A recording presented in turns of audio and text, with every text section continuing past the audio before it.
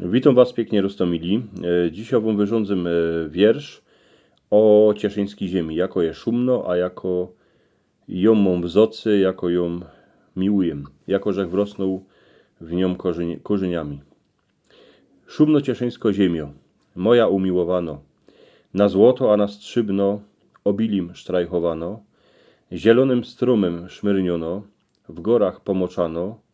Stowkami ażykami na modro popisano.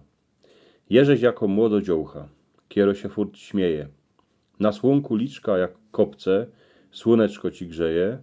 We włosach ci wiatr pisko, pieśniczki starucne. Na rękach ci stoją dęby, a smreki wielkucne. W twoich oczach uwidzę modrą głęboczynę, każdziutką małą, a wielką cieszyńską dziedzinę.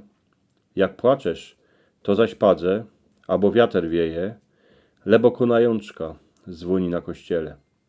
Tyś mnie dycki do spanio jak matka kolybała, strąkami bojki do ucha na wieczór szuszkała, słonkiemś mnie budziła, policzku łechtała, świerszczami a ptoszkami do mnie wyrządzała. Tyś lud tu stela z gruntów dycki kormiła, ciężko na chleb robić wszystkich nauczyła, coś mogła, toźną dycki jako dzieckom dała, a nic żeś za to nigdy od ludzi nie chciała.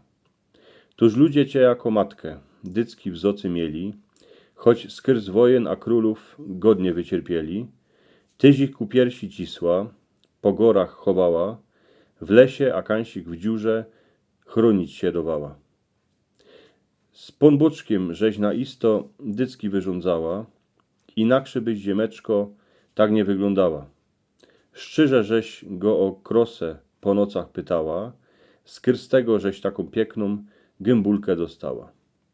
Moja cieszyńsko ziemio, śmiej się do mnie co rano, twojego pięknego uśmiechu furt mi jakoś je mało, a jak już w grobie legnem, tam kańsik na kierchowie, to niech się mi coś blęśnie, ale iny o tobie.